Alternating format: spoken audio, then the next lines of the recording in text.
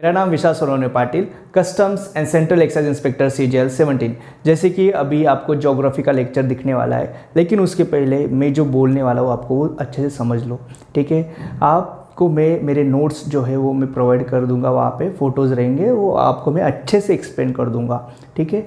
Total अपने लगभग 40 lectures रहेंगे, यानी सबसे बेस्ट कंटेंट और सबसे कम टाइम में आपको डिफरेंट विशाल यूट्यूब चैनल पे मिलने वाला है। इसीलिए पूरा का पूरा ज्योग्राफी अच्छे से होने वाला है। इसीलिए आपको वीडियो को क्या करना है, सब्सक्राइब करना है, और वहाँ पे जो बेल आइकन है ना, उसको प्रेस करके वहाँ पे जो ऑल आएगा ऑप्शन, उसको प्रेस करना है। क्यों? क्योंकि जब भी नया वीडियो आए ना, उसका नोटिफिकेशन आपको जाना चाहिए, इसलिए अपना वाला, ठीक है।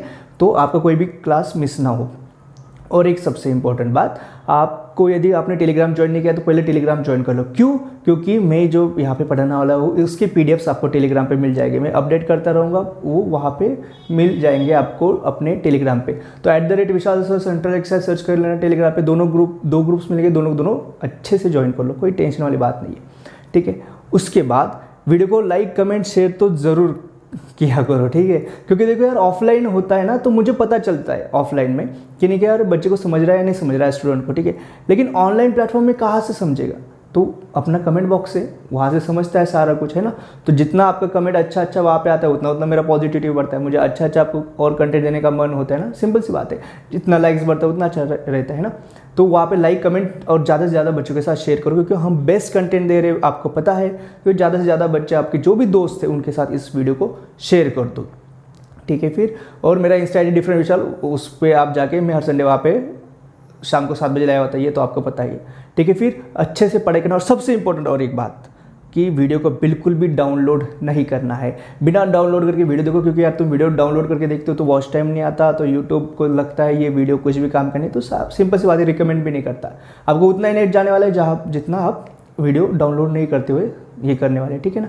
और वीडियो जो डाउनलोड करते हैं ना, वो तो कभी भी वीडियो देखते ही नहीं है, ठीक है, सिर्फ डाउनलोड करके रखते हैं। इसीलिए वीडियो को अभी यूट्यूब पे ही देखा करो, आपका ज़्यादा फायदा है। प्लेलिस्ट अवेलेबल हो जाएगा पूरा का पूरा ज्योग्राफी का, आपका बहुत अच्छे से यहाँ पे ज्योग्राफी होने वाला है, पूरा का पूरा GS होने वाला है। 101% आपको 40+ मार्क्स मिलने वाले हैं GS में, ठीक है। फिर चले ज्योग्राफी स्टार्ट कर। जैसे कि लास्ट लेक्चर में हमने इंडिया और चाइना का जो बॉर्डर है वो पढ़ लिया था बहुत ही आसानी से, उसका डिस्प्यूट्स भी हमने देख लिया था, और फिर हमने इंडिया और म्यांमार का बॉर्डर भी देख लिया था बहुत ही आसानी से, बहुत ही हमें नॉलेज मिला था उस चीज़ से। आज हम म्यांमार के साथ जो डिस्प्यूट है उसको देख लेंगे, फिर हम बांग्लादेश के साथ जो बॉर्डर और डिस्प्यूट है उसको देख लेंगे, फिर हम श्रीलंका और इंडिया का बॉर्डर और डिस्प्यूट देख लेंगे।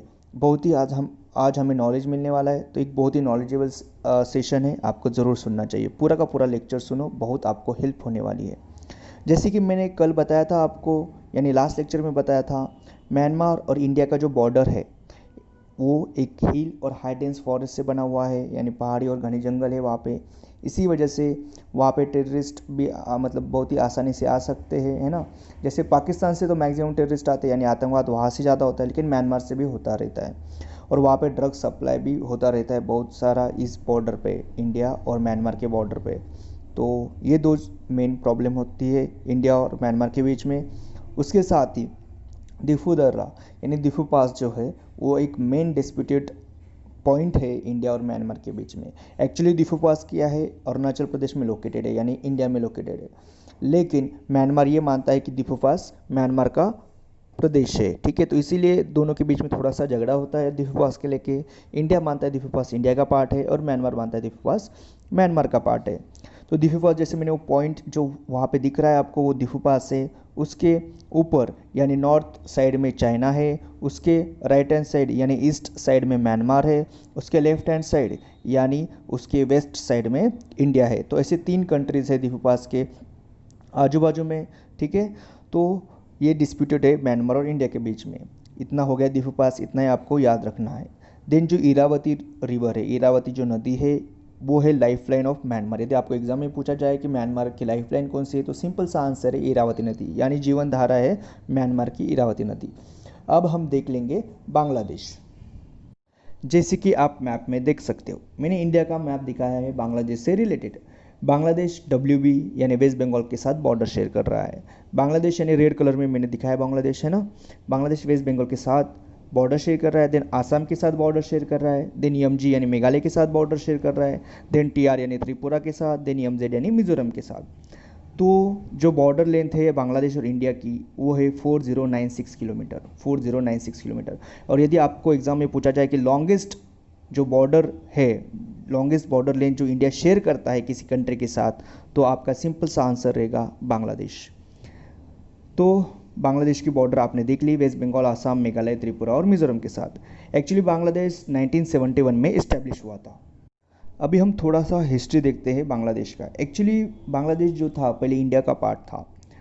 तो आपको पता होगा इंडिया में जो भी ब्रिटिशर्स के खिलाफ जो भी होता था, ब्रिटिशर्स के खिलाफ जो भी होता था इंडिया में पहले, जब ब्रिटिशर्स हमारे ऊपर राज कर रहे थे, तो उसका कुछ ना कुछ रिलेशन बंगाल जो प्रदेश था, पहले एक बड़ा बंगाल नाम का एक प्रदेश था, उससे कुछ ना कुछ रिलेशन होता था। क्योंकि वहाँ पे बहुत ही अच्छे फ्रीडम फाइटर्स थे और वो बहुत ही अच्छे थिंकर्स थे वहाँ पे, जो कि ब्रिटिशर्स के खिलाफ कुछ ना कुछ करते थे। तो ब्रिटिशर्स को ये बंगाल जो प्रदेश है इससे बहुत मान लो एक नफरत थी, और वो चाहते थे कि बंगाल में जो यूनिटी है वहाँ पे बहुत बढ़िया यूनिटी थी, उस यूनिटी को तोड़ा जाए। तो फिर ब्रिटिशर्स ने क्या किया, 1905 में बंगाल जो प्रदेश है उसको डिवाइड किया। अभी कैसे डिवाइड किया, जैसे आप देख सकते हो वहाँ पे बंगाल जो है वो मैंने सर्कल में दिखाया है, ठीक है। तो बंगाल का राइट साइड पार्ट यानी ईस्ट पार्ट, उसको क्या किया, ईस्ट बंगाल कर दिया, और बंगाल का लेफ्ट साइड पार्ट यानी वेस्ट पार्ट, उसको वेस्ट बंगाल नाम दे दिया। अभी इसको कैसे डिवाइड किया, तो उन्होंने जो ईस्ट पार्ट था यानी ईस्ट बंगाल था वहाँ पे मुस्लिम ज़्यादा थे, इसलिए उसको ईस्ट बंगाल कर दिया, और जो वेस्ट बंगाल था वहाँ पे हिंदू ज़्यादा थे। यानी वहाँ पे ऑफ कोर्स ब्रिटिशर्स ने क्या किया था, हिंदू मुस्लिम यूनिटी को तोड़ने की कोशिश की थी। यानी मुस्लिम को अलग कर दो और हिंदू को अलग कर दो, क्योंकि वो चाहते थे कि यहाँ का जो बंगाल का जो यूनिटी है उसे तोड़ दिया जाए। तो 1905 में डिवाइड कर दिया ऐसे ईस्ट बंगाल वेस्ट बंगाल। लेकिन पूरे इंडिया में बहुत बड़ा आंदोलन हुआ, क्योंकि हम इंडियंस जान चुके थे इनकी चाल। तो 1911 में फिर अंग्रेज़ों को क्या करना पड़ा, ये मर्ज करना पड़ा, यानी पूरा ईस्ट बंगाल वेस्ट बंगाल फिर से एक बांग्ला प्रदेश बन गया था 1911 में। लेकिन फिर क्या होता है 1947 में, क्या होता है, इंडिया इंडिपेंडेंट होता है। तो वहीं पे पाकिस्तान जो थे, यानी पाकिस्तान को जो बनाने वाले लोग थे, वो ये चाहते थे कि जो भी मुस्लिम्स जो मेजोरिटी वाला पार्ट है उसे इंडिया से अलग किया जाए और एक अलग कंट्री बने, ये आपको पता ही है। तो फिर जहाँ जहाँ पे मुस्लिम ज़्यादा थे वो पार्ट पाकिस्तान बन गया। तो ऑफ कोर्स आज का जो पाकिस्तान है वो तो बना, लेकिन आज का जो बांग्लादेश है ना, वहाँ पे भी मुस्लिम ज़्यादा थे। तो इसीलिए उसको क्या कर दिया, इंडिया से अलग करके उससे ईस्ट पाकिस्तान बनाया गया। यानी जो आज का बांग्लादेश है वो पहले क्या था, ईस्ट पाकिस्तान था। समझ रहे हो तुम, यानी जहाँ पे मुस्लिम ज़्यादा थे, बांग्ला जो प्रदेश है उसका जो मुस्लिम ज़्यादा थे वो वाला पार्ट ईस्ट पाकिस्तान बन गया, और जहाँ पे मुस्लिम्स कम थे यानी हिंदू ज़्यादा थे वो पार्ट इंडिया में रहा। यानी वेस्ट बंगाल इंडिया में रहा और ईस्ट बंगाल पाकिस्तान में चला गया एज एन ईस्ट पाकिस्तान नाम से। 1971 में एक वॉर हुआ था, ठीक है। अभी ये वॉर होने के पीछे का रीज़न भी देख लेते हैं। जो ईस्ट पाकिस्तान में जो लोग थे, जो मुस्लिम थे, वो नहीं चाहते थे कि वो वेस्ट पाकिस्तान यानी आज का जो पाकिस्तान है उसके साथ रहे, वो एक अलग कंट्री चाहते थे। तो इसीलिए वहाँ पे बहुत मांग होती थी कि हमें पाकिस्तान से अलग होना है, ये वाली मांग होती थी वहाँ पे। तो इसीलिए ईस्ट पाकिस्तान 1971 में अलग हो गया और बांग्लादेश बन गया, ठीक है। एक्चुअली 97 में क्या हुआ था, इंडिया पाकिस्तान का वॉर हुआ था, ठीक है। तो वहाँ पे फिर पाकिस्तान की आर्मी हार गई थी, और फिर जो ईस्ट पाकिस्तान है वो क्या बन गया, अलग कंट्री बन गया, बांग्लादेश बन गया। तो अभी हम ये सारा एक बार देख लेते हैं। 1905 से लेके 1911 तक ये ईस्ट बंगाल बना, जो बांग्लादेश आज का है वो क्या बना, ईस्ट बंगाल यानी पूर्वी बंगाल बना। फिर 1947 से लेके 1971 तक ये ईस्ट पाकिस्तान बना। फिर 1971 में ये इंडो पाक वार के बाद ये क्या बन गया, बांग्लादेश बन गया। तो बांग्लादेश की एक ऐसी हिस्ट्री है। अभी हम डिस्प्यूट्स देखने वाले हैं बांग्लादेश के साथ। यदि आपने वीडियो को लाइक कमेंट शेयर नहीं किया होगा तो प्लीज़ लाइक कमेंट शेयर कर देना, और अपने डिफरेंट विशाल यूट्यूब चैनल को सब्सक्राइब कर देना, क्योंकि यहाँ पे हम सारा का सारा जीएस कंप्लीट करने वाले हैं। तो सबसे पहला जो डिस्प्यूट है वो है तीस्ता रिवर। तो ये ऑफकोर्स एक डिस्प्यूटेड रिवर है इंडिया और बांग्लादेश के बीच में। तो जो तीस्ता रिवर है उसका जो ओरिजिन है वो है जेमू ग्लेशियर सिक्किम में। यदि आपको पूछा जाए कि तीस्ता रिवर का ओरिजिन क्या है, तो सिंपल सा आंसर है जेमू ग्लेशियर सिक्किम। सिक्किम यानी इंडिया में तीस्ता रिवर ओरिजिनेट होती है। फिर ये सिक्किम से वेस्ट बंगाल जाती है, और फिर वेस्ट बंगाल से बांग्लादेश चली जाती है। ये एक ट्रिब्यूटरी है ब्रह्मपुत्र रिवर की, यानी ब्रह्मपुत्र की सहायक नदी है कौन सी, तीस्ता रिवर। एक्चुअली 1983 में क्या हुआ था, एक ट्रीटी साइन हुई थी इंडिया और बांग्लादेश के बीच में। उस हिसाब से 39% तीस्ता रिवर का पानी जो है वो इंडिया यूटिलाइज करेगा, 36% तीस्ता रिवर का वाटर बांग्लादेश यूटिलाइज करेगा, और जो बचा हुआ 25% पानी है वो तीस्ता रिवर में ही रहेगा, ऐसा उस ट्रीटी में कहा गया था। लेकिन बांग्लादेश चाहता है कि उसे और पानी यूटिलाइज करने की परमिशन मिले। वो चाहता है कि 48% पानी बांग्लादेश यूटिलाइज करे। तो इसीलिए इंडिया और बांग्लादेश के बीच में तीस्ता रिवर एक डिस्प्यूट है। तो आपको सिंपल याद रखना है, ये इंडिया और बांग्लादेश के बीच में तीस्ता रिवर का डिस्प्यूट है। उसका ओरिजिन जेमू ग्लेशियर सिक्किम में हुआ है। वो सिक्किम, वेस्ट बंगाल, बांग्लादेश ये यहाँ से ऐसी बहती है। फिर ये ब्रह्मपुत्र रिवर की ट्रिब्यूटरी है और 1983 में ट्रीटी हुई थी। उसके हिसाब से 39% वाटर इंडिया, 36% वाटर बांग्लादेश, और बचा हुआ 25% वाटर तीस्ता रिवर का नदी में ही रहेगा। अभी हम सेकेंड डिस्प्यूट देखेंगे इंडिया और बांग्लादेश का, जो कि है न्यू मूर आइलैंड यानी न्यू मूर द्वीप। ये एक डिस्प्यूटेड आइलैंड है इंडिया और बांग्लादेश के बीच में, लेकिन ये अभी डिस्प्यूट खत्म हो चुका है क्योंकि ये पानी में डूब गया है, ये जलमग्न हो गया है। तो ये डिस्प्यूट अभी खत्म हो चुका है। अभी हम 3 बीघा कॉरिडोर के बारे में जानेंगे, यानी 3 बीघा गलियार। तो उसके पहले हमें इनक्लेव क्या होता है उसको जानना बहुत ही इंपॉर्टेंट है। इनक्लेव क्या होता है इसको हम जानेंगे बहुत ही अच्छे से। जैसे कि आपको फिगर में दिख रहा है इंडिया और बांग्लादेश, जहाँ पे मैंने इंडिया लिखा है वो इंडिया का पार्ट है, जहाँ पे मैंने बांग्लादेश लिखा है वो बांग्लादेश का पार्ट है। बीच में जो लाइन है ब्लू कलर की वो बाउंड्री है इंडिया और बांग्लादेश की। आपको रेड सर्कल्स भी दिख रहे हैं, जैसे कि आपको बांग्लादेश के पार्ट में जो रेड सर्कल दिख रहे हैं वो आपको ऐसे लगेगा कि वो बांग्लादेश का पार्ट है, बट एक्चुअली वो था इंडिया का पार्ट, यानी उस पर अधिकार इंडिया का है, लेकिन वो बांग्लादेश के बाउंड्री लाइन के अंदर चला गया है, तो ये बन गया इनक्लेव। उसी प्रकार इंडिया के बाउंड्री लाइन में जो आपको सर्कल दिख रहे हैं आपको ऐसे लगेगा कि वो इंडिया का पार्ट है, बट एक्चुअली उस पर अधिकार था बांग्लादेश का। तो ये ऐसे इनक्लेव्स होते हैं। इसीलिए यहाँ पे ये दिक्कत आती थी कि यहाँ पे जो भी लोग हैं उनको ना इंडिया ना बांग्लादेश अच्छे से मदद कर पाता था। इसीलिए फिर लैंड बाउंड्री एग्रीमेंट हुआ 1974 में, जो कि ऑफकोर्स इंडिया और बांग्लादेश के बीच में हुआ। तो वहाँ पे जो दहाग्राम अंगरपुट्टा था जो कि इंडिया के अंदर था, लेकिन उस पर अधिकार किसका था, बांग्लादेश का था। उसी प्रकार बेरुबारी इनक्लेव था जो कि बांग्लादेश के अंदर था, बांग्लादेश के बाउंड्री में था, लेकिन उस पर अधिकार इंडिया का था।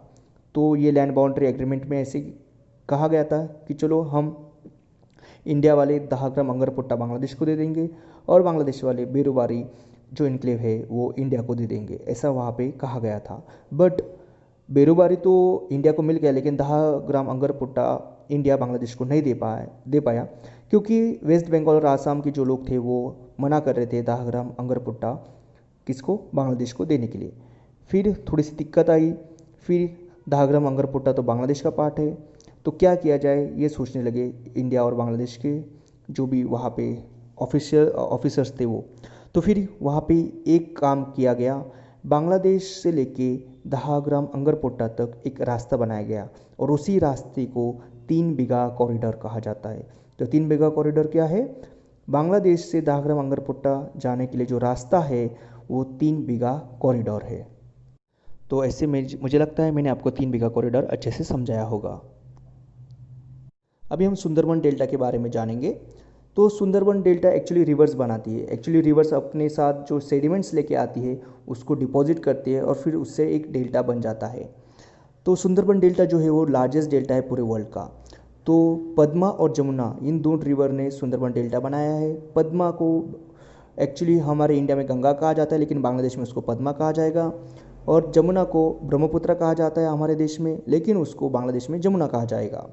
पद्मा और जमुना दोनों मिलकर मेघना बनाती है। एक्चुअली मेघना सुंदरबन डेल्टा बनाती है, लेकिन आपको ये तीनों नदियों का नाम याद रखना चाहिए, है ना, पद्मा, जमुना, मेघना। पद्मा यानी गंगा, जमुना यानी ब्रह्मपुत्रा।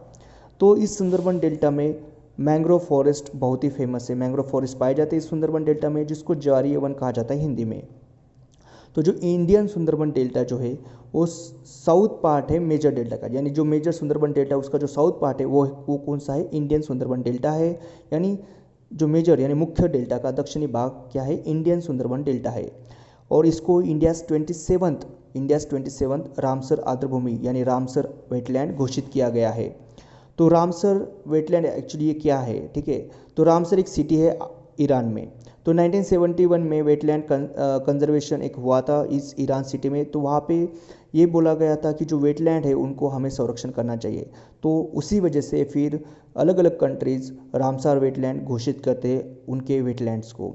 तो जो फर्स्ट रामसर वेटलैंड है इंडिया का वो है चिल्का लेक, ये आपको याद रखना है। तो सुंदरबन डेल्टा में आपको यही याद रखना है कि ये लार्जेस्ट डेल्टा है पूरे वर्ल्ड का। ये पद्मा जमुना यानी उन दोनों नदी से जो मिलता है यानी मेघना, इन नदी से ये सुंदरबन डेल्टा बना हुआ है।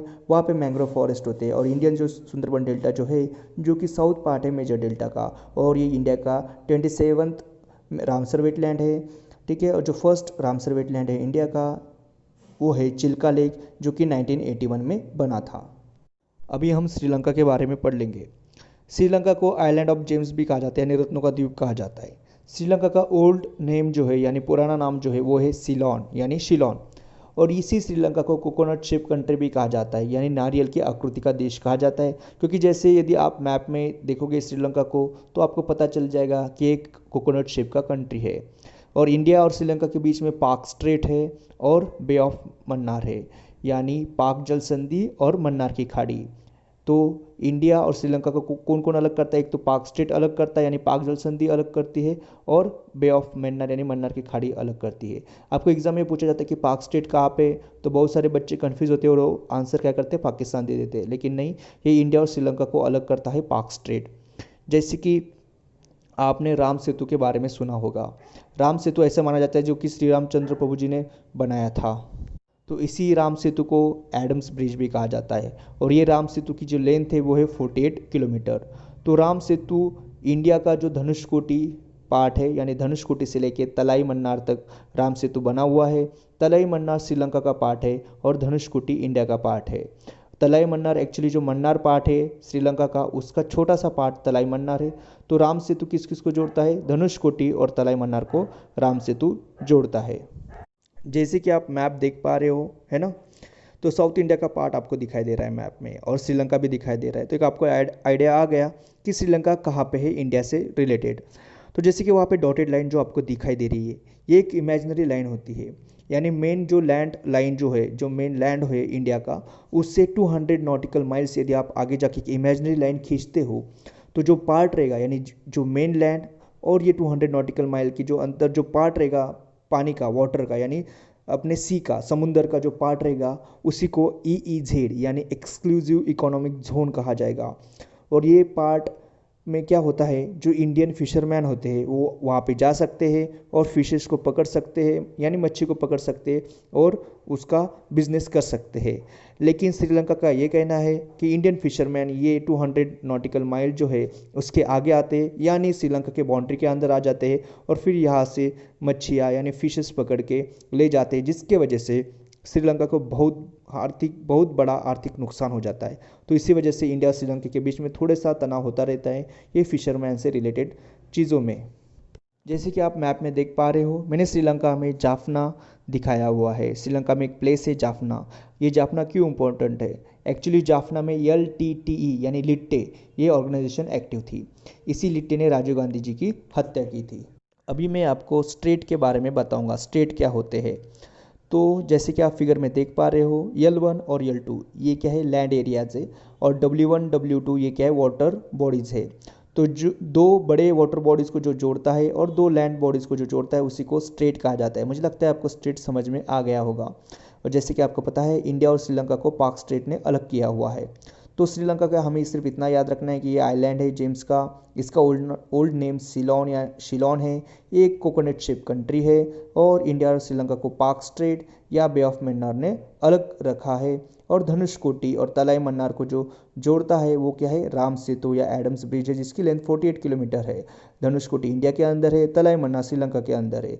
और जाफना में LTT यानी लिट्टे एक्टिवेट थी। और 200 नॉटिकल माइल्स का जो एरिया होता है उसी को EEZ यानी एक्सक्लूसिव इकोनॉमिक जोन कहा जाता है, जिसकी वजह से कभी कभी इंडिया और श्रीलंका के बीच में तनाव होता है क्योंकि वहाँ के फिशरमैन से रिलेटेड वजह से। ठीक है, तो मुझे लगता है आपको ये सारी चीज़ें अच्छे से समझ में आ गई होगी। तो चलो फिर अभी हम कल के लेक्चर में फिर से मिलते हैं। ठीक है, मुझे लगता है आपको बहुत ही अच्छा आज का लेक्चर लगा होगा। तो प्लीज़ वीडियो को लाइक कमेंट शेयर ज़रूर कर देना। Thank you so much.